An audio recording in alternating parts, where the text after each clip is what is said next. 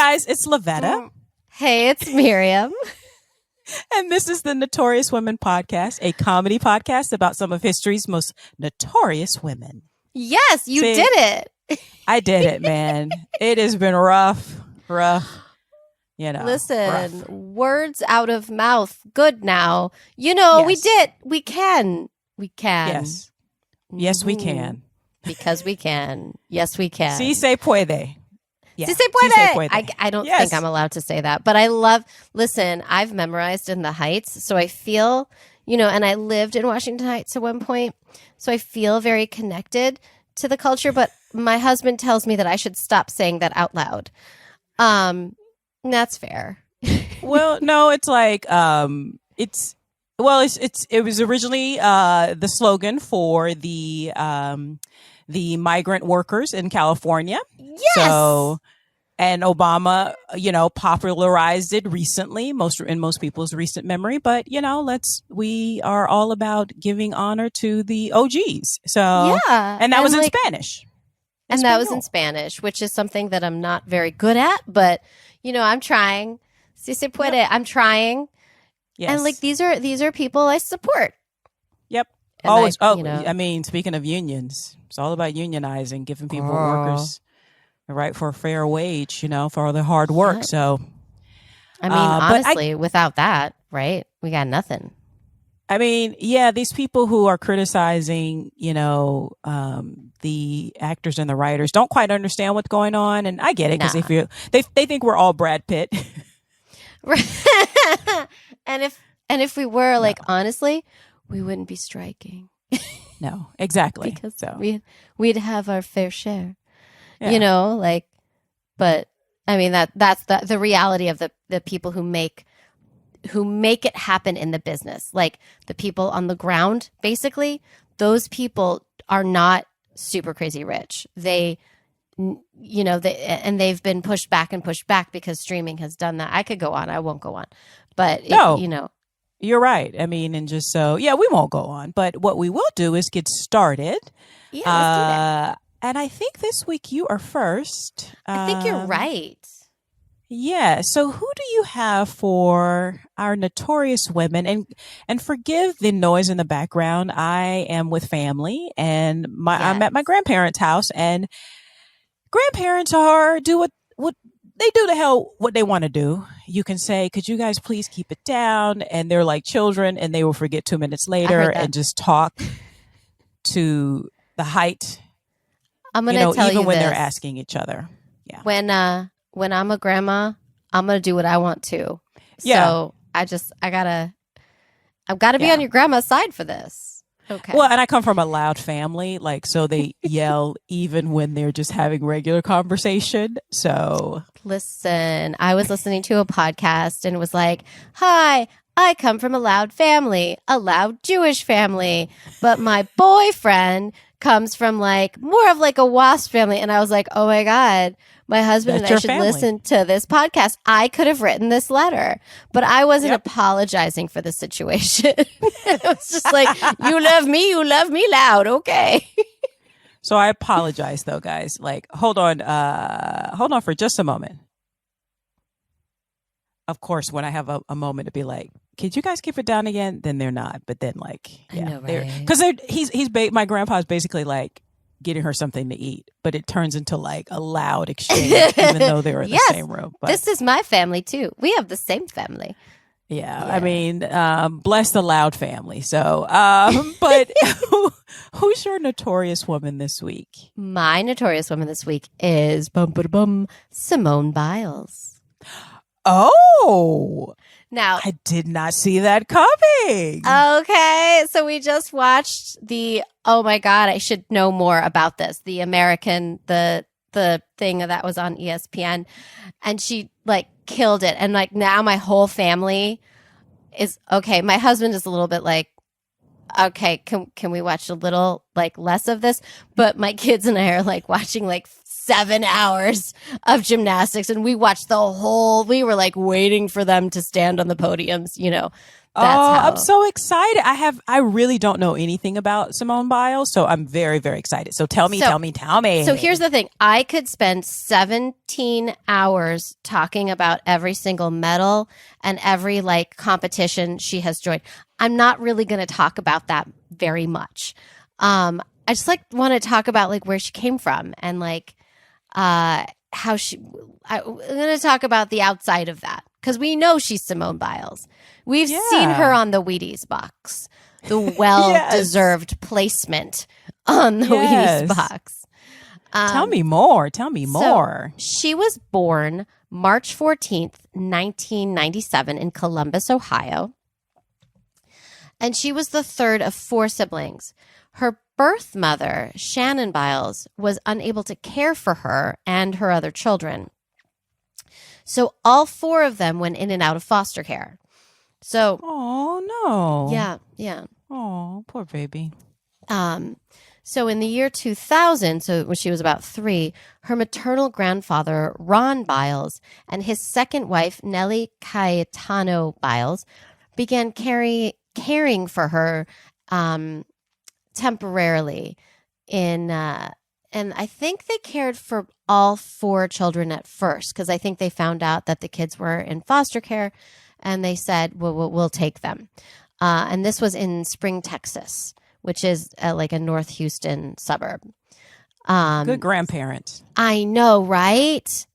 They did what they needed to do. That's really amazing. Exactly. And in Exactly. 2003, they formally adopted Simone and her younger sister, Adria. And then Aw. Ron has a sister, Harriet, and she adopted the two older kids. Okay, So good. all Good, the good, kids good. were taken care of and like with family, which I think is and like officially adopted. I think is beautiful. Love that. And so Simone's mom, like her adoptive mom, is from Belize. And so Simone also holds a Belize citizenship, and she considers Belize to be her second home. Whoop, whoop. Belize. My college boyfriend was from Belize. Okay, why did you So I break know. up with him? We could be going to visit his family right now. I know. I mean, Okay, that's true. I mean, Lavetta, like, okay, if you're out there, call her. Okay. and ever since that, I'm like, I need to get to Belize because it sounds beautiful and it's Yes. amazing. And so, I and not I only have was he Belizean, he was also yeah. Garifuna, but that's a whole nother thing. That's a ethnic Belizean population. So, I but don't know carry on. anything about that. Yeah. But cool. I'm so sorry to interrupt you. Go ahead, darling. It's fine. Let's all jump in that ocean. Anyways, so okay, so when she was 6 years old, why did she find gymnastics? When she was 6 years old, she went to a daycare field trip to a gymnastics studio, which that's a cool daycare. And the instructor saw her at 6 and suggested that she continue with gymnastics. So what she says is, quote, I went to Bannon's on a daycare field trip. While there, I imitated the other gymnasts, and Coach Ronnie noticed.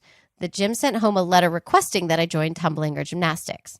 So this is Bannon's Gymnastics. She stayed there for 11 years. And then she began training with Coach May Borman when she was 8 years old. Now, I just want to be clear that when I was 6 years old and started gymnastics, no one ever said, you need a coach. You know what I'm saying? They said, go line up with the other kids and do this thing and then go home later. And that was fine. But basically, like, that's cute. good job. You like to flip. Well done. I mean, like, she had a coach when she was 8. Like, she's just born for this. So she started her elite career when she was 14 years old. July 1st, 2011, at the 2011 American Classic in Houston. She placed 3rd all around, 1st on vault and balance beam, 4th on floor exercise, and 8th on uneven bars. So so in 2012, right, she's 15, she decided to leave public school and homeschool. So this allowed her to increase her training from 20 hours a week to 32 hours a week, which is just like fascinating because Wow. like 32 hours a week, you're doing gymnastics. And she graduated mid to 2015 from high school. In 2013, she had surgery for bone spurs. Okay, so this is what I read. Like, she doesn't stop. She had surgery for bone spurs in her right tibia bone. She was sidelined for 3 weeks. Now, I've had surgery. I was not back on the gym floor in 3 weeks. No. But you also weren't 18, were you? That's a fact. No, I was not. No. But also a highly conditioned athlete, right. professional athlete too. Well, it's funny because I teach Pilates and I notice body design. Like whatever your body is doing, I notice it, if that makes sense. So if you're hypermobile or you've got a rounded spine or whatever, or hip is high, I tend to I see everything. Which is really annoying, to be honest with you, but it's fine. And so my kids have taken in, because I'll just comment, I don't even realize it. And my kid goes, "They're hyperextended." And I went, "They're fine." I'm like, these people are so strong. It's like, yeah, they can do whatever they want because their muscles are so strong and so supportive. So October of 2013 is when she rose to fame. So she had surgery for bone spurs and then became one of the most famous gymnasts in all time. So in 2013, the World Artistic Gymnastics Championships in Antwerp, Belgium, she competed, and she was the first American to qualify to the all-around and all-four-event finals since Shannon Miller in 1991. So she won 2 world championship golds at the age of 16, including the all-around title. So also, she won with almost a whole point ahead of the silver medalist. So, okay, I'm assuming everyone is a gymnastics nerd like I am, but maybe no, not. I'm not. Okay. So full disclosure, I was 8 years old when Mary Lou Retton did her thing, and I was obsessed. I was also in gymnastics. Also full disclosure, I can't really do most of it. So, I was that gymnastics kid that could love it without really being very good at it. You know what I'm saying? It's more than me. I can't even do a turn. A flip. So you're doing more than me. Listen, my kids are now really into handstands and stuff like that. And so I've been doing handstands with them. It is a different journey to do a handstand as a grown-up. I'll say Especially because when you get hips. Because I think I could do it when I was a kid, but then when I started to develop, I couldn't do it anymore. Yeah. Honestly, as I started to develop, I went into dance because I was like, this is different. But listen, I'm old and I get up there and my kids are like, "You're not very good." And I was like, "Are you kidding me right now?" Kids are brutal. Listen, how dare you? I was like, when you're 46, I would like to see you do these handstands again. Okay. Yeah. So a whole point ahead, they take off tenths of points, right? So people win gold medals via a tenth of a point, right? Which changes their world. So the fact that she was an entire full point ahead of the silver medal. Oh, I see what you mean. Huge. It's almost like 10, it's almost like saying she was 10 points ahead, right? Yeah, okay, because it's usually 8, 8.2, 8. And it's right. Oh, okay, I see what you mean. It's 8.257 and a third, Yeah. It's crazy.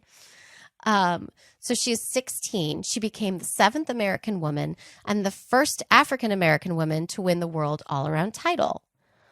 Yes, girl, get it. But she's not done. Nope, I know. She's not. She's not even done.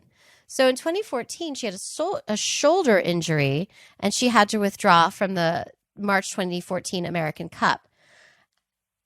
However, the same year, she won 4 world golds in 2014 and another 4 in 2015. What?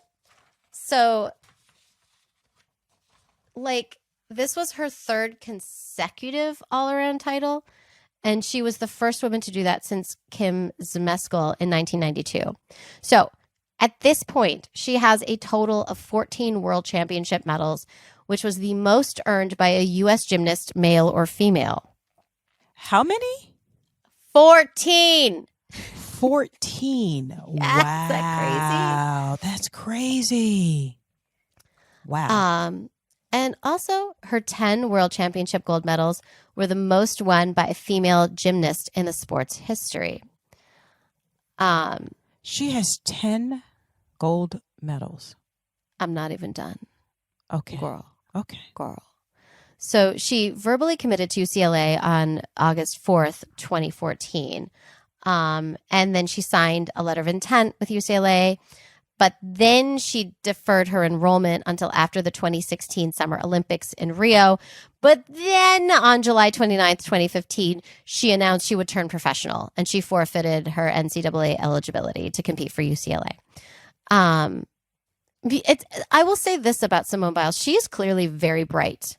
She's a very smart girl, and I can see her trying to work her way through like what she wants like out of this world because of college education. You know, and by very bright you mean like she's realistic about like her options. You know, I think so many people because you know you risk injury when you go to college. So you know, it's like get that cash, girl, get that cash. Especially if you're at this level. I mean, you know, and it seems to me that her family is very, very supportive. And so I'm sure that there was an element of like, no, I mean, like, listen, as a parent, I would be like, get your college education. You know, I think I used to be like that. But then when you realize, I think you have to be realistic about, okay, what are your goals? Like, unless my child's an idiot. Like, if the child's an idiot, yeah, you need to go to college. You need to socialize.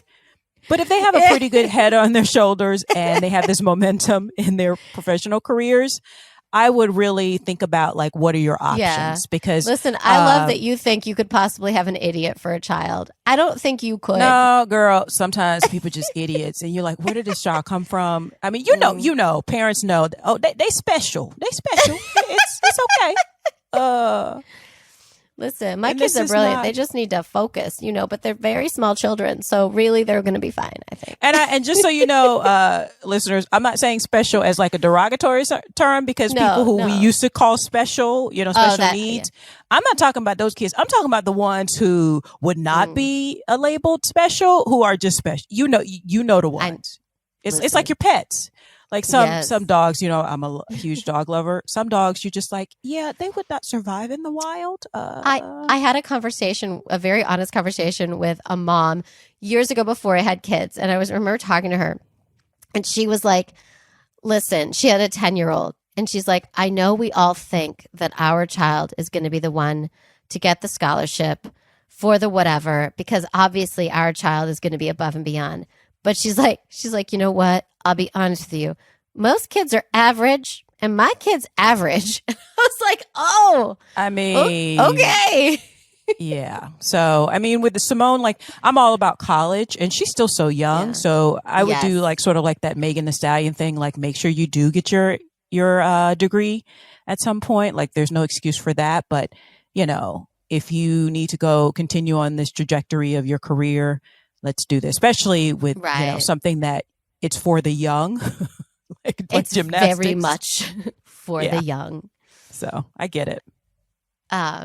So she goes to Rio. I feel like there's a song that needs to interject. She goes to Rio. I shouldn't write songs. I heard baby go to Rio de Janeiro. I'm sorry. Okay, so we're not songwriters. That's fine. No, that's fine. We have lots of other skills. Peter Allen, the boy from Oz. Shut up. I don't know that song. Oh, yeah. Oh, yeah. Anyway, okay. I don't know if we can afford that, so I will stop singing. We can't afford it. Stop singing. Okay, I will. Okay, so she goes to Rio in 2016. This is her first Olympics. She was already a superstar. She was the hottest of hot favorites for the title, and she did it. You guys, she won gold in all around. She won gold in team, in vault, and floor, and she won bronze on the beam.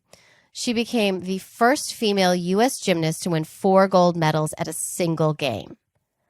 Yes. Wow. Wow. Yes. Wow. Now, in September of 2017, Simone opened up about having ADHD. So her medical records were leaked online. Do you remember this? I don't. No. Who leaks people's medical? Come on, Assholes. people. Assholes. I know. Like, you really have to have no soul to think this is a good idea, you know? And they said, oh, well, she's taking Ritalin. And she had been diagnosed as a child, and she had disclosed her condition to the World Anti-Doping Agency, and she obtained a medical exemption. Here we go. Listen, Ritalin isn't going to do shit for my gymnastics career. I'll tell you that right now. Okay? Here we go. I could go on Ritalin 18 times a day, and I cannot flip any better. And this is, I will say, this is racism. Just call it out, because this is something that if she were white, there'd just be the celebration. There wouldn't be this like, well, she is naturally gifted because black people are physically naturally gifted, or like, does she have an edge? And it's like, yeah, she's little. Okay, that's the edge. Like she's 4 foot. Mary Lou Retton. Yeah. Like it's like, so kind of, yeah, but like that's why tall people, can do basketball generally well when they're gifted as shit. And she is gifted as shit. She is brave. She's creative. And she tries things.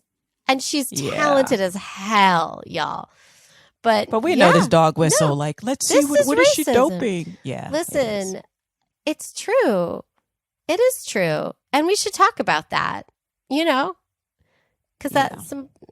And this is why, look, this is why she's notorious. I'll tell you that right now, because there's more, but like she made a statement. She said ADHD, and I love her. Listen, I have a child with ADHD. So like, God bless her. She was like, quote, ADHD is nothing to be ashamed of and nothing that I'm afraid to let people know. Good. Boom. Get Boom. it. Yep. Like, So after Rio, she took a break. Fair, well-deserved. Fun little fact, she was in a relationship with a gymnast named Stacy Irvin Jr. from August 2017 to March 2020. Stacy is a man. I know everyone's like, Stacy is a man. Stacy's one of those names that's unisex, but... Yeah, you can go either way. Yeah. And then in 2008, she suffered a broken toe, and she also suffered from a kidney stone. But she's pulling through because she's young and she's strong. Like, it's like if you watched her a month ago, you'd be like, she had a broken toe once, and you'd be like, no, she didn't. So January 18th, 2018, she released a statement on Twitter confirming that former USA Gymnastics physician Larry Nassar had sexually assaulted her. Ugh, this motherfucker. I'm sorry. He needs to rot in hell. Ugh. She also alleged that USA Gymnastics had a role in allowing the abuse to occur and subsequently covering it up. She didn't attend court hearings January 16th to 24th in 2018, citing that she, quote, wasn't emotionally ready to face Larry Nassar again. Now, there's a whole documentary called Athlete A that if like this is fascinating to you and you want to know more about it, it's a really good documentary. In May 2018, it was announced that Simone and other survivors would be awarded the Arthur Ashe Courage Award. Now, listen, I love an award. I do. But I think they should get more than an award. You know what I'm saying? Yeah. I mean, it's... Nassar, he got what 300 years or something like that. It wasn't enough. It wasn't enough. Yeah, it wasn't enough. But like, I know what you're saying, and I think that particularly for those victims, because he was a serial, like it's just disgusting. Like where they found how many young athletes he molested and abused, and so. For those ones who have not, whose trauma from that experience affected their ability to compete at their highest level, the money would be something that's, I don't know where they would get the money. I don't know how much money Nasser has, but they should get it from this organization. I feel like Oh for yeah. those who have been so traumatized that they were not Yep. able to focus. Yeah. You know, it's just horrifying. You're right. Money don't solve nothing, but it can really, really help, particularly if you're depressed. Yes. If you have been so traumatized by this experience, you haven't been able to really live a normal life and hold a job. Yeah, money's nice. Money's always nice. Money So, is nice. Also, like if they could just chop it off, I would feel better. oh, that's coming. That motherfucker's not gonna Yeah. survive. He ain't gonna survive Oh, in jail. Nope. oh. Poor thing. No, I don't mean that. So in 2018 at the US National Championships, she designed and wore a teal leotard that she stated it was meant to honor the survivors of his abuse, and it was a statement of unification. At that same national championship, she became the first female gymnast in nearly 25 years to win all 5 events, including a record-setting 5th all-around title. In Wow. 2021, the U.S. Classic, okay, so there are, I think, 5 moves that are named after her. Shut up. And she became the first, is that the U.S. Classic in 2021, she became the first female gymnast to land a Yurchenko double pike. It's the sport's most difficult vault. And what happened was USA Gymnastics said, no, it's too hard. I don't want you to do it because then other people will hurt themselves trying to do it. And she's just like, if you give us, she's like, well, then I'll win. That's fine. So this is what I mean. Like, you don't have to worry about Simone, like, not going to college. This you girl, know what I'm saying? She'll be fine. Yeah. Exactly. She understands where she is in the world. She understands what she wants to do. She's very focused. She doesn't suffer stupid questions. And she fights for what she knows she deserves. I love it. Yep. Love it. Love it. So let's talk about the Olympics in 2020. They were canceled. We didn't have them. But in 2021, I think I'm funny. Did you hear that? Like I made a joke and then I laughed. And then you laughed? I was alone in that. Which made me laugh because I love when people laugh at their own joke. I love it. I know, right? Like that's the funny. The funny part is it wasn't funny and you said it was funny anyways. That's what's funny. We're so silly. I know, right? So the Olympics, the 2020 Olympics took place in 2021.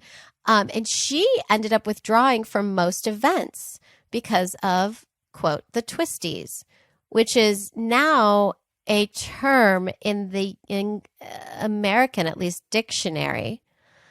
Really? That wasn't there before, but it was something that gymnasts talk about a lot. It's a common mental block where they lose their spatial orientation during their aerial moves.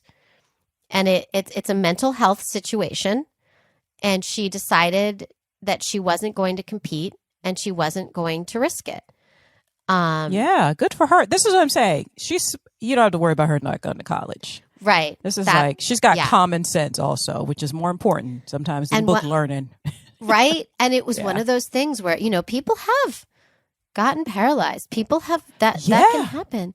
And one of the interviews when they said, well, why don't you want to try? And, it's like, oh, you're not trying, pull on your bootstraps. Blah, blah. She goes, I don't want to die. And that's not a direct quote, but it was something like, like this is dangerous. People think of gymnasts as these cute little girls. They really do. These strong women are so talented and also are doing very high risk moves. That are dangerous. Yeah, I think people forget when they have a fan or like they forget these people are human beings. Like she knows, especially with athletes, your own body. Like and someone as highly competitive as her, she knows what she can and cannot do. And I think people don't really realize when someone explained to me, it's like, imagine if you're twirling in space and you don't know which way is up or down. Yeah, yeah. Which is exactly what you need. Your sense of direction is exactly what you need. It's essential to be a gymnast. Exactly. Yeah. And so like her quote, she said, quote, this is a quote, "I learned how courageous and how strong I was. It truly takes some strength to acknowledge that it's okay to not be okay and to take a step back to protect your mental and well-being. And that's what I did." Or that's what I did. That. I mean, she's a hero for mental health awareness. And also on September 15th, 2021, she testified to the Senate Judiciary Committee that she, quote, she blamed, quote, "the entire system," end quote, for enabling and perpetuating Nassar's crimes, saying that USA Gymnastics and the United States Olympics and Paralympic Committee, quote, "failed to do their jobs," end quote. Yep. Three of her national teammates, Michaela Maroney, Maggie Nichols, and Allie Raisman, testified with her. Again, I send you to Athlete A. I think it's on Netflix. The documentary, because that goes into more detail, and it really, like, all the stuff that I'm saying about you don't come at me, alleged, but I think it's been proven. So yeah, that motherfucker was convicted. Yeah. Bye. Hasta la vista. No, I won't see you later. Just go. Yep. Simone got married April 22nd, 2023 to a football player named Jonathan Owens. They've been together since August of 2020. She has won more gold medals, 19 gold medals at the World Championships than any men's or women's gymnast in history. So now, overall, she has 7 Olympic medals and 25 medals in the World Championships. Quote, I'm going to end with a quote. You ready? She says, "I'm not the next Usain Bolt or Michael Phelps. I'm the first Simone Biles." Boom. Yes, Boom. girl. Boom. Yes. Boom. I love that so much. Right? I love, that gif of the little girl like going, like she's so excited. Like, I love it. Yes. That's the gif that I would do. Like, that's your face right now. I just love like how someone so young can have such a sense of like self-love, self-care, self-protection, but also unabashedly like just, what's the word I'm looking for? I'm losing the words. Here's what I'm thinking. Ambitious. Ambitious. Strength of character. She's got such strength of character. Yeah, like she, like, also because when she had the twisties during the 2021 Olympics, she was out there still cheering on her her teammates, and like, I cannot think today. I think because my grandparents are like grandparenting and like they're driving me crazy, but I love them. Anyway, I think you might be Australian. She's cheering on her mates. She's cheering. That's right. This is my bad Australian accent. It's wrong. It's kind of Welsh and Australian. I don't know. Stop, Miriam. I stopped. Okay. We will stop. No, I just love it when young women and women in general or femmes are nakedly ambitious. I love it. Unapologetically ambitious. Yes. And I also love that when it came down to it, she's like, I don't want to die. I'm not going to risk it I'm not going to be your monkey dancing, And she didn't. Right. Exactly. Because that's basically what they were saying. Dance for me. Like, and it's like, no, it's dangerous. I'm not doing that. One interview, because again, we watched like 7 hours of gymnastics and I loved every second of it. One interview of her, they said, they try to get underneath, the depths of where she's going. And she said, well, I have some goals and I hope to achieve them. They said, could you tell us what those goals are? And she was like, no. But she's lovely. She's nice. She's not mean. You can't accuse her of being anything other than wonderful. But she's like, it's a very personal thing. Yeah, girl, it is a personal thing. It's a very personal thing. And I think that's like, those are the decisions that she's made are the ones that lead to like what she's achieved, because at any moment, like, let's say she went out there and she's like, I have the twisties, but I'm gonna go out there because that's what they expect of me, right? Even though I'm thinking this is not the right idea. She goes out there and she hurts herself. God forbid, like paralyzes her, like whatever, like like injures herself, like a lifetime injury, right? Because these people put this pressure on her. But I just love like her that thing inside of her that's like, no, I'm going to protect myself. This is not right. I'm going to listen to my instinct. Yep. And, and just, I love that. I love that so much. I think that we can all benefit no matter what age you are from something like this. Just trust your instincts, especially when it comes to like your safety, and your mental health. Yes. Trust it. So I just think this is great. Wow. I love her. I'm a genuine fangirl, to be real. Lavetta, who do you have for us today? I actually know the answer. Well, thank you. And I think the audience does too, if they listened to last week's episode. But thank you so much for sharing Simone Biles' story. I really, really appreciate that. I didn't know most of that, actually. Oh, cool. So I am, hopefully you guys tuned in last week. If you didn't tune in last week, stop this, pause, and go back and listen to part 1 of my story about Griselda Blanco, aka the Godmother of Cocaine. Yep. So now, just like last week, part of my story, part of my sources, in addition to some new sources, was are from a book by entitled "Drug Trafficking in the Americas" by Bruce Bagley. Our History channel on YouTube, allthat'sinteresting.com, the Godmother of Cocaine documentary, and the Queen of Cocaine documentary that is on Tubi. So last week we talked about Griselda Blanco. We covered her tumultuous childhood on the streets of Medellin, Bogota, Colombia. Her entree into crime as a pickpocket early on, as a child, basically living on the streets in Medellin. Pickpocket turned child killer of children, where she kidnapped a kid, a failed kidnapping of a kid, only a couple years older than her, close in age, when the parents were like, a child kidnapped my child? I'm not paying the ransom. She shot the child. She killed the boy.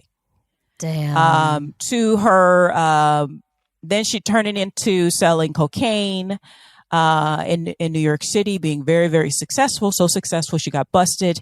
Then going back to Colombia for a short time, but realizing that someone who's about 6 years younger than her, Pablo Escobar, she couldn't really get a foothold in Bogota. So then she's like, well, where can I go? So she goes to Miami in the late 70s, early 80s, where she's enormously successful.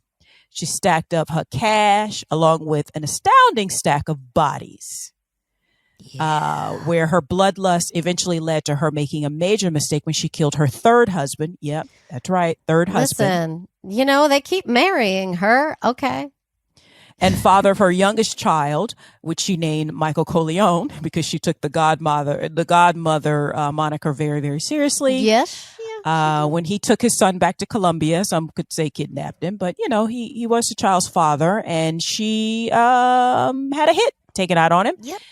And his brother, none too happy about that, was pissed, and that started to mark like her death. She's still at the height, but that started to sort of like kind of chip away a little bit at some of her success, because that brother of her slain third husband was very pissed off, and he was able, and again, this was in Colombia, so she's already in competition with Escobar and the other people. Escobar is pretty much the king of that area, and one of the reasons that Griselda was so successful is because she had a direct supply from Colombia, which produced the majority of the cocaine in the world, and certainly the majority of the cocaine coming into the United States.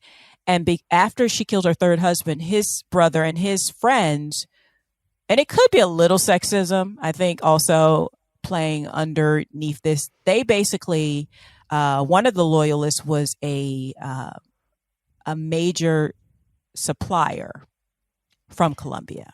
So that's starting to mess with the business. So that leads us up to part 2 this week, where we, like I said, we left off at the height of her power in the 1980s. Okay. Where she's overseeing a $1 billion organization in the 80s that's transporting 3,400 pounds, approximately 3,400 pounds of cocaine per month into the United States. Okay.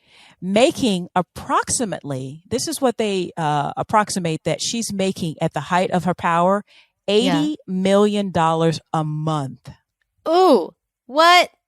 Okay. That's $290 million in today's money a month. Like, I don't even want that much money. You know what I'm saying? Like, I know you're like, I do, and I know exactly what I would do with it. I would like to at least have that money, make that amount of money in a month. Listen, I just need 1 month. Just 1 month. That's 1 month. Like, yeah. So she's living high on the hog, but again, her luck is about to change. As I mentioned before, the murder of her third husband, Dario Sepulveda, led to her making enemies, which meant basically one of her Colombian suppliers began to ice her out, which meant potential trouble with the money, the business. Right. So then in 1984, Jamie, the nephew of her slain second husband, Alberto Bravo, patrolled her favorite shopping mall, waiting for a chance to kill her. Wow. Because she also killed that husband. I'm sorry. Could that be more 80s? I don't think so. Patrolling her favorite shopping mall. That is the most 1980s thing I've ever heard. To commit a drive-by. Commit a drive-by because of cocaine. Okay, 1980s. I see you. But Griselda, like I said in the previous episode, she just loved killing people. If she owed you money, didn't want to kill and didn't want to pay you, she would kill you. If you owed her money, she would kill you. If the wind blew the wrong way one day and she pissed off, she would kill you. Okay. This girl. Yeah, so for instance, she didn't want to pay one of her suppliers $1.8 million that she owed a new supplier. Because remember, her supply has been cut off. Right. So, which was a man by the name of Saldarriaga Ochoa. She killed, so she didn't want to pay Ochoa. But like $1.8 million to her is like $1 to me. You know what I'm saying? This is what I'm saying. If you're making $80 million in a month and you owe your supplier where you make all your money $1.8 million. Just give him $1.8 million. Give him the quarter. Nope. It's a quarter. Now, Ochoa's body was found dumped in a canal. Luckily, Ochoa's father didn't want to pursue her.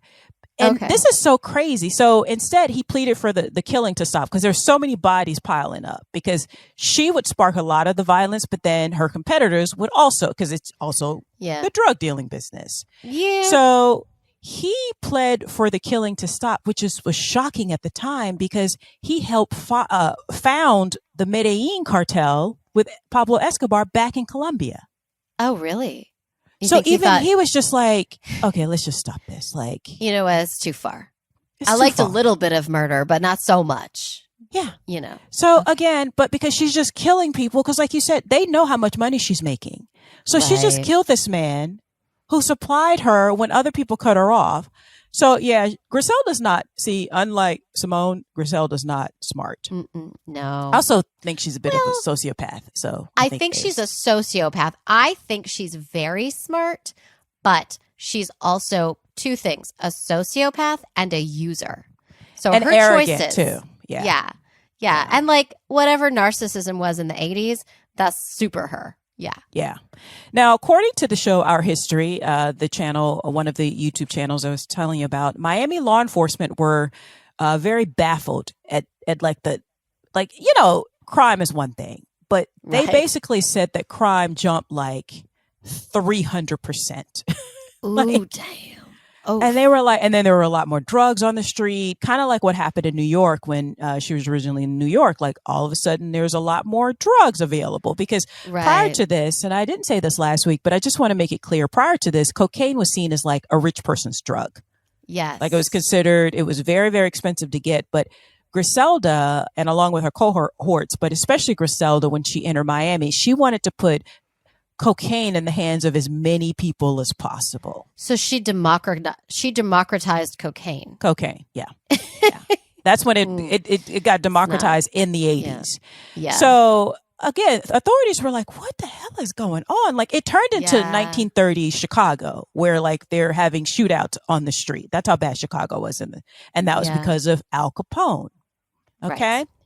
Right. So they were just sort of baffled by when the crime shot up when she, in the late 70s, early 1980s. So in 1982, after a brutal murder of a rival, where an entire family, the Lorenzo family, were brutally murdered, Miami homicide detective Nelson Andrew began to put things together when he walked through the house, he realized that the people were running and then the people were tied up and they were just killed. And then they found drugs and then they were like, okay, this is a drug hit. But it was so brutal because she wouldn't just shoot you once or twice. They would shoot you like 10 times. Her people would shoot you like 10 times. It was like overkill. Dang. So that's another thing that started to pop up in the body. So he, along with DEA agent Bob Palumbo, who would recognize the pattern in Miami from the pattern in New York. So Palumbo worked in New York. And they realized, that same pattern. So they suspected. So at first they weren't working together, but they just realized that something was up because just the increase in crime. And then later on, they started to come together and put the pieces together. So this murder of the Lorenzo family happened in 1982, killed the entire family. Damn. Okay. 2 years later, like I said, after her third husband was killed. Yeah. So 1984, the stuff is starting to chip away just because of her just erratic behavior. It's probably the bazooka she was smoking. I was going to say, yeah. And then also she brought so much heat to the crime syndicate in Miami that her competitors, they got together. The enemy of my enemy is my enemy, right? The enemy of my enemy is my friend. Yeah. They got together and they put a hit out on her. They were like, we got to get rid of this bitch because she's bringing way too much heat on her. So they got together. So the DEA is closing in. Sepulveda's brother and family are closing in. And then her competitors are closing in. So she decided to move to California. Oh, girl, welcome to Sun City. Girl, okay. Welcome. So she was like, let me just get out of town and lay low for a little bit, get the heat off of me. And so she kind of left. And at this time now you have Palumbo, who's a DEA agent. And then you have Nelson Andrew, who's a local Miami homicide detective. He was fairly new when he found the Lorenzo family. He's the one that came upon the scene.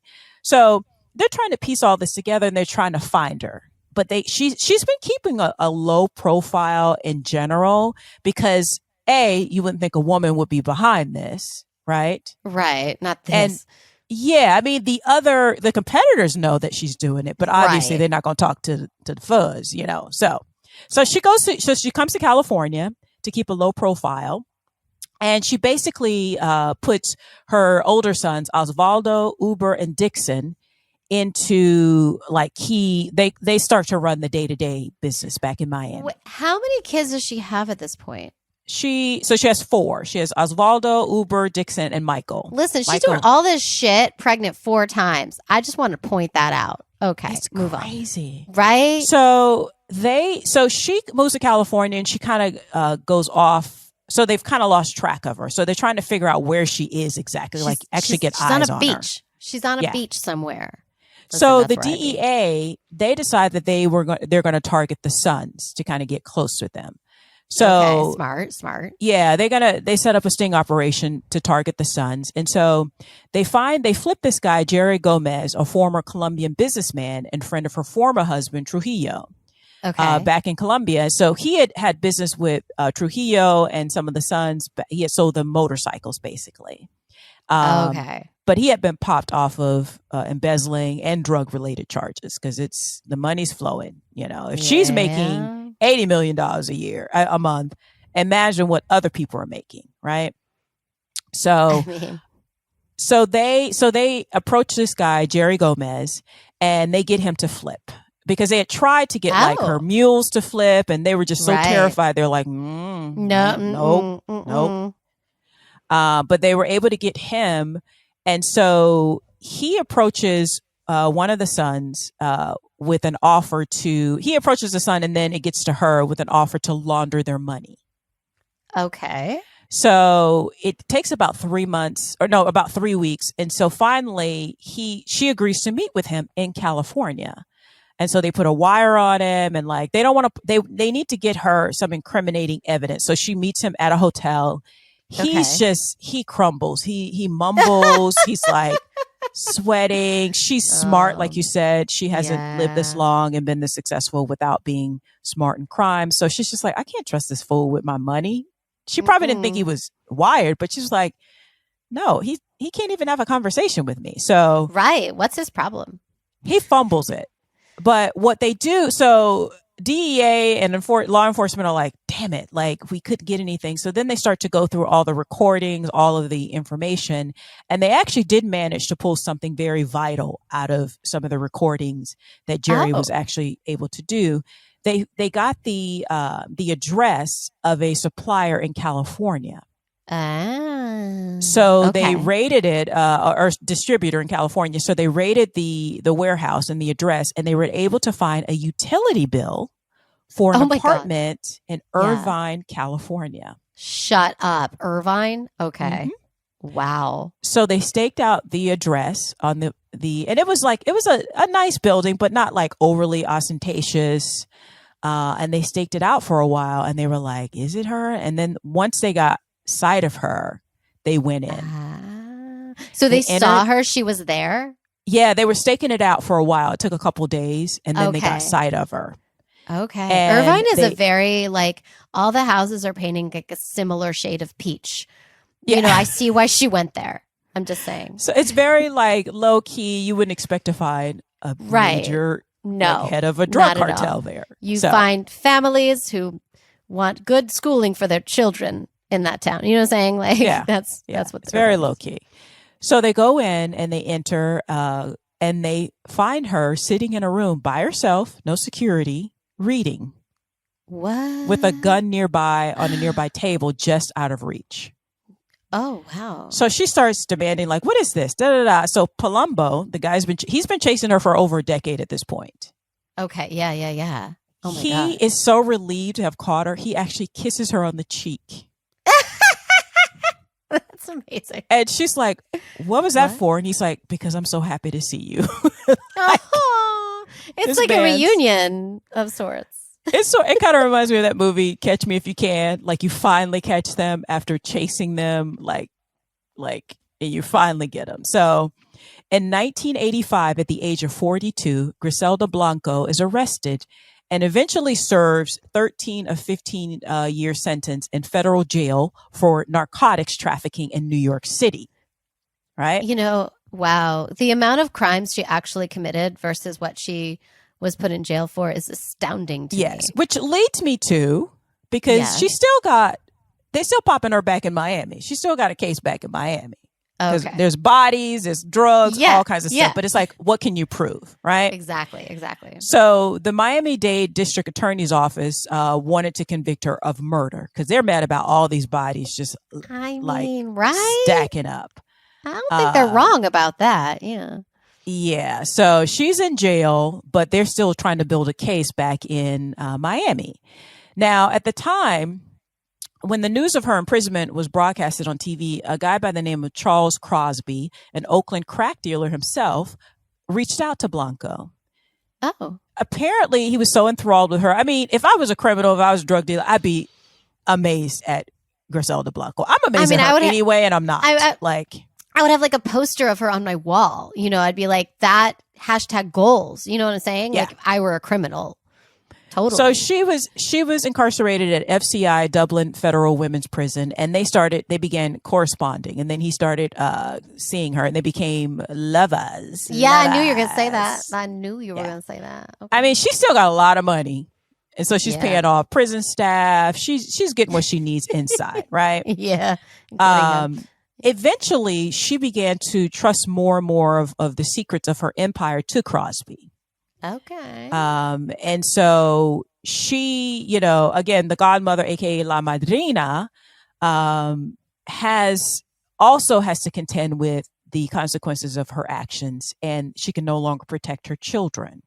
So in 1992, Osvaldo was shot in a leg and shoulder at by one of Pablo Escobar's men. Because remember, she got enemies in Bogota. Right.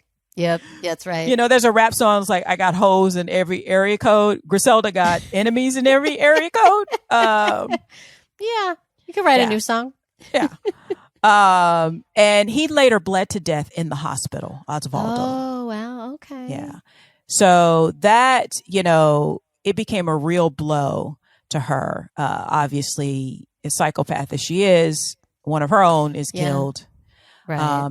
Now, and then in 1994, so again, remember that case being built in Miami, her trusted hitman, Ayala, that I spoke about last episode, who was like, I'll kill everybody, but I'm not killing kids. Because yes. I draw the line because I'm a killer. I'm not a monster because I don't kill children, Right.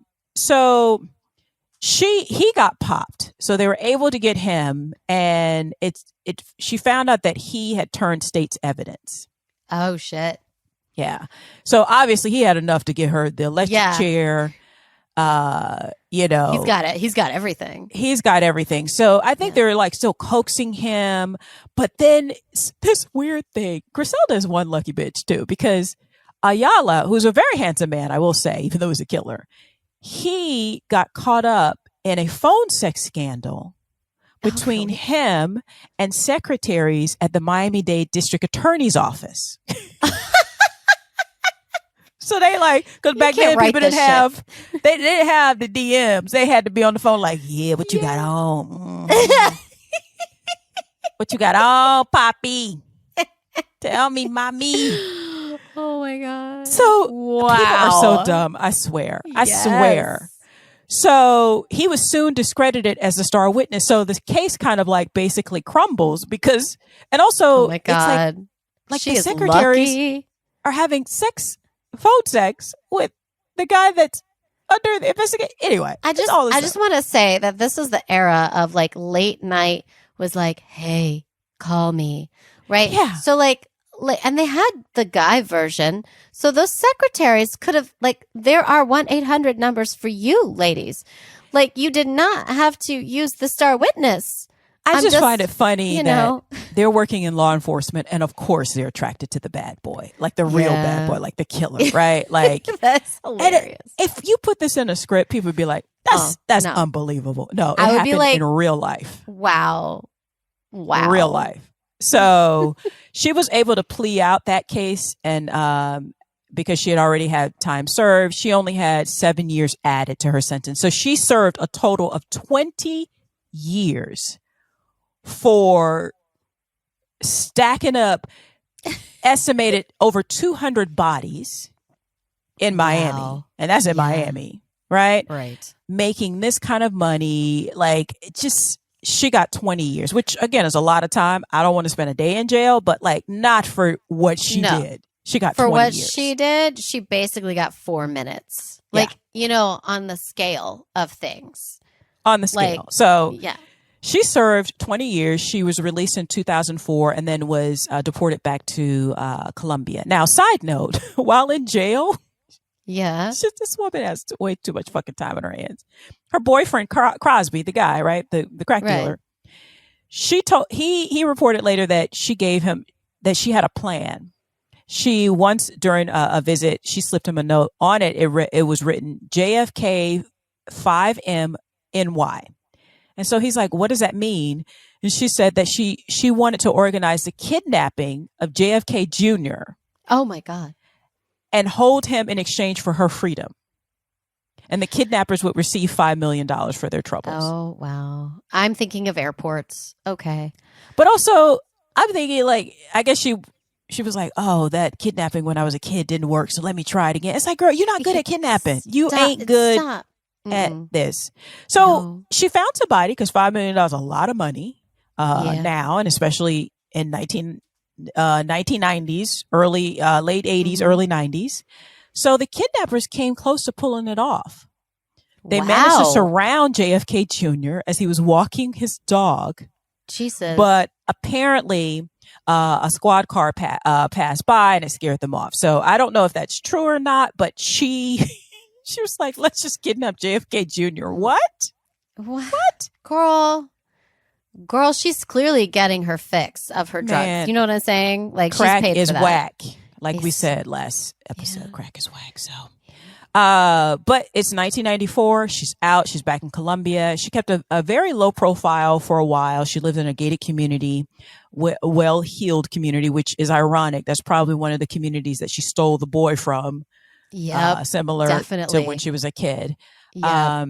But despite her stroke of good luck, she had made way too many enemies at this point. So in 2012, 69-year-old Griselda Blanco was gunned down one morning, shot twice in the head outside of a butcher shop in Medellin.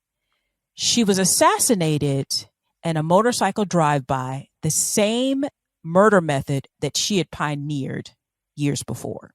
Wow. It's unclear who killed her. Okay. Some people say it was one of Pablo Escobar's associates from decades earlier with a grudge. Some say it was one of the angry family members of someone she had killed, or the family members of her third husband. She had so many. The list of possibilities is so long. I mean, so long. Seriously, everyone is a star. What is the word? Everyone is a suspect. Suspect. Yep. That's the word. Everyone is a leading suspect. There's like 900 people that are leading suspects in this case because, like, she pissed off a lot of people. Oh my God. Like, now, to the agents and law enforcement who worked her case, it was no surprise. Nelson Andrews said in an interview that he's like, we had been waiting for that call for a while. End quote.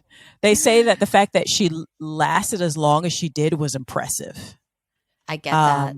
And then I have one last quote from Bruce Bagley, the author of Drug Trafficking in the Americas. Quote, it's some kind of poetic justice that she met an end that she delivered to so many others.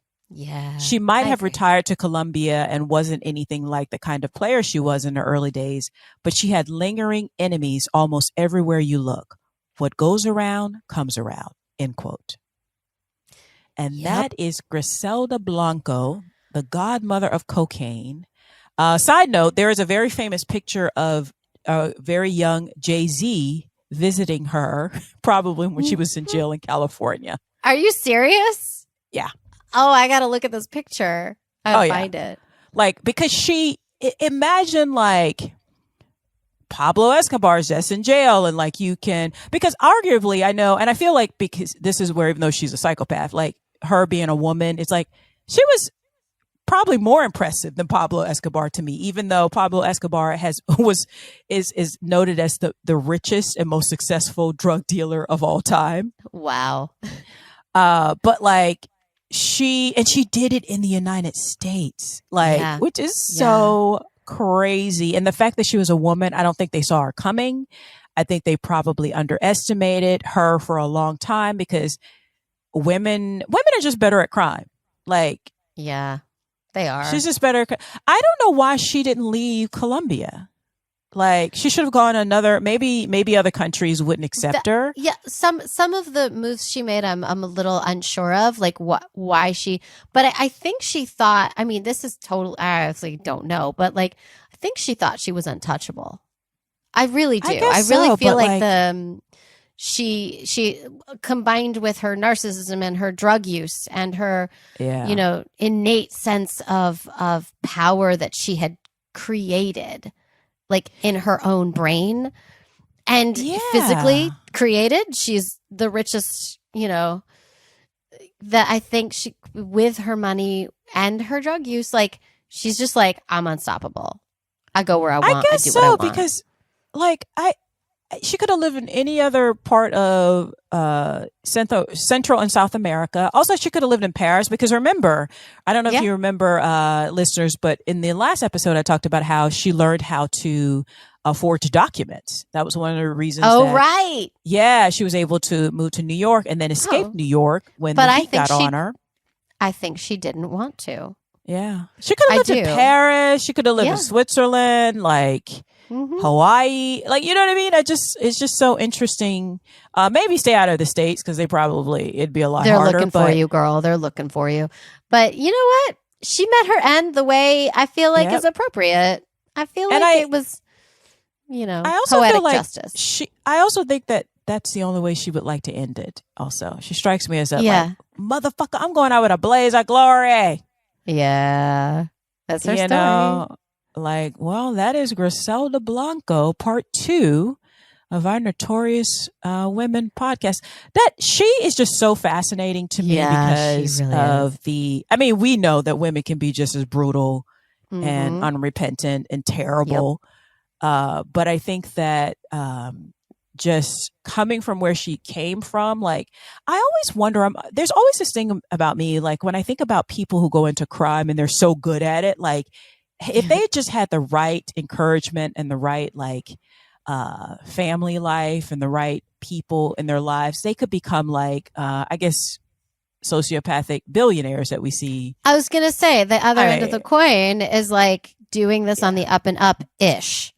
Yeah. Do they all these billionaires that run that go into space and shit, like, do they do everything above board? Probably not. I don't know. That was alleged, but like, you know what I mean? Like, or just enough above board where it's technically legal, but whatever, But it's just a loss. But like they probably do it legally, but not ethically. Does that make sense? I love that. Love that. Yep. Bingo. Ding, ding, ding. Yep. And that's where that's a world she could live in. But that's not a world she saw. Exactly. But I also think that a lot of people of her ilk are like, well, the guys on Wall Street are just doing it legally, but it's the same motherfucking thing. Like, right. But here's the thing: it's legal, and no one's going to shoot you in the face. Yeah, and also they aren't stacking up bodies. There is and ordering children to be killed. So there is that. Just to be clear, that's bad. That's bad. Like I'm like Ayala. Like maybe I got to do this to survive because I didn't have any other resources. I got in this and like, but I'm not killing children. Like because adults who get into this business kind of know what they're getting into, but somebody's child, like that should be off limits. Yep, like, I agree. I mean, so always, but right. All right, guys, that wraps up another episode of Notorious Women Podcast. Guys, remember to follow us on all the things. Please rate, subscribe, like us where you can. Subscribe to us at wherever you get your podcast. Share with your friends and your family. Just copy the link and send it to them. Don't tell them about it. Copy the link. Just send it. And send it. Send it to them. You can also support us through patreon.com if you want to give us a little cash. Cash money is always appreciated as long as it don't come with crack, cocaine. Yeah, this is like above board money. Let's be clear, Yeah, let's be clear. And you can do that at patreon.com/notoriouswomen. That's patreon.com/notoriouswomen. And Miriam, where else can they find and support our show? You can follow us on Instagram. We're on Instagram. It's Notorious Women Podcast. It's very, very easy to find, and it's a lot of fun. Come find us there. You can also DM us on the Instagram if you'd like, or you can email us at notoriouswmpod@gmail.com. Also, we have a TikTok. It's Notorious Women Podcast TikTok. Come follow us if you'd like. Take it to talk. Listen, I'm with old people. I'm still learning the TikTok that the children are interested in these days. But I'm, if you have any suggestions for this said TikTok or tickety talk, as Lavetta says, go ahead and email us or DM us on the Instagram that I like more. I'll be honest with you. But I'm learning. You can always learn and grow. You know. She's doing a fabulous job. She's being very modest. I'm very impressed. It's all Miriam. It's all Miriam. All of that stuff. It's all her. Listen, Yes. I will take the credit. You're welcome. Yes. And we will take the credit for hopefully entertaining you guys. I hope you like us. Please like us. You know, like us and give us a 5-star review. And yes. And come back next week where we will see you next week. All right, guys? Bye-bye. Bye.